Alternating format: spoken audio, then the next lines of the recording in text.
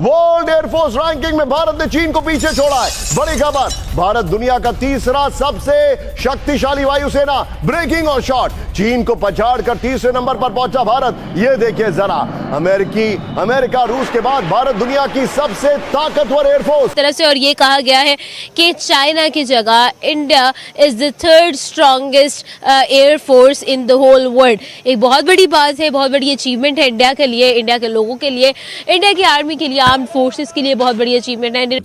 आसमान में भारत का राज तिलक, दुनिया की तीसरी सबसे बड़ी महाशक्ति बनी वायुसेना, चीन धूल छाटता रह गया।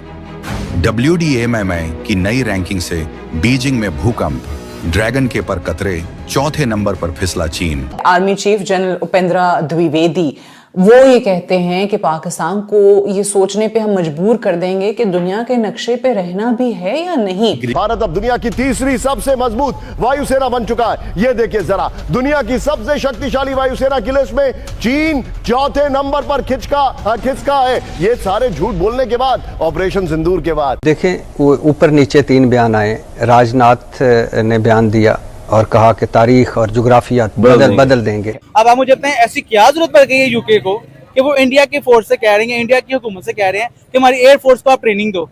हालांकि मेरा जहां तक थोड़ा सा नॉलेज आ रहा है ना, यूके ने चाइना को जाके ट्रेनिंग दी है। अच्छा, बिल्कुल, ये मैंने भी सुना है कि यूके की एयरफोर्स ने चाइना को जाके ट्रेनिंग दी है। बताना चाह रहा है अमेरिका को भी, सऊदी अरेबिया को भी, कि आपने पाकिस्तान के साथ डिफेंस पैक्ट किया है। अब इंडिया अपने फुटप्रिंट्स फैलाना चाहता है। तो मेरे पाकिस्तानियों, अभी आने वाले सालों में पाकिस्तान के साथ बहुत कुछ होना है, और ये सब कुछ होगा इस फील्ड मार्शल की ताकत की लालच की वजह से। इंडियन साथ अमेरिका की एयरफोर्स है। दूसरे नंबर पर 142.4 पॉइंट्स के साथ अमेरिका की नेवल जो एयर विंग है वो है। तीसरे नंबर पर 114.2 पॉइंट्स वाली रूस की एयरफोर्स है। चौथे नंबर पर 112.6 पॉइंट हासिल करके अमेरिकी आर्मी के जो एविएशन विंग है वो है। पांचवें नंबर पर 85.3 नंबर के साथ अमेरिकी मरीन्स हैं, और छठे नंबर पर 69.4 पॉइंट्स के साथ इंडियन एयरफोर्स है। सातवें नंबर पर 63.8 नंबर वाली चीन की एयरफोर्स है। इसके बाद जापान, इजराइल और फ्रांस है। तो अगर देशों के लिहाज से देखा जाए तो भारत की जो एयरफोर्स है उसकी एयरफोर्स की रैंकिंग तीसरे नंबर पर है, जबकि चीन के एयरफोर्स की रैंकिंग चौथे नंबर पर। इस रैंकिंग के बारे में और भी ज्यादा डिटेल दूंगा, लेकिन उससे पहले आपको जरा WDMMA के बारे में जानकारी दे देता हूं ताकि प्रोफाइल आपको पता रहे जिसने ये रैंकिंग जारी की है। तो ये एक अमेरिकी रेटिंग वेबसाइट है जो ग्लोबल फायर पावर, आप लोग जानते होंगे, और द मिलिट्री फैक्ट्री नेटवर्क का हिस्सा है। आपको पता होगा कि ग्लोबल फायर पावर जो है वो अलग अलग देशों की सेनाओं की रैंकिंग जारी करती है, उसकी आर्मी, एयरफोर्स और नेवल फोर्सेस की ताकत के आधार पर उनकी इंडेक्सिंग करती है। तो उसी नेटवर्क से जुड़ी हुई वेबसाइट है WDMMA। स्पेशली 103 देशों की 129 एयर सर्विसेज को ये एनालाइज करती है साल भर, फिर उनको रेटिंग देती है, और इसी रेटिंग में भारत की एयरफोर्स को तीसरे नंबर पर रखा गया है, जो चीन से भी ऊपर है, और वो भी लगातार दूसरे साल। हालांकि अगर नंबर्स की बात करेंगे तो तस्वीर आपको कुछ अलग दिखाई देगी। जैसे भारत की एयरफोर्स के पास टोटल जो एयरफ्रेम्स हैं, इसकी रिपोर्ट के मुताबिक 1716 हैं, जबकि चीन की एयरफोर्स के पास 3733 हैं। फोर्स कंसंट्रेशन देखें तो भारत के पास 542 कॉम्बैट या अटैक एयरक्राफ्ट्स हैं, जनरल सपोर्ट के 800 एयरक्राफ्ट, पायलट क्रू ट्रेनिंग के 374 एयरक्राफ्ट्स।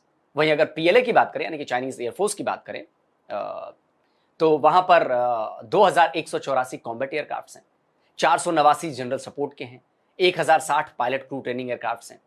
WDMMA ने यह भी बताया है कि किस देश के पास कौन से फाइटर जेट्स एक्टिव हैं। जैसे भारत के पास 542 फाइटर जेट्स हैं, इनमें सबसे ज्यादा 259 यूनिट्स SU-30 MKI की है। इसके बाद 79 जो हैं जैगुआर्स हैं, इनमें 40 MiG-21 बाइसन को भी शामिल किया गया। हालांकि पिछले ही महीने इंडियन एयरफोर्स ने MiG-21 की पूरी फ्लीट को रिटायर कर दिया है।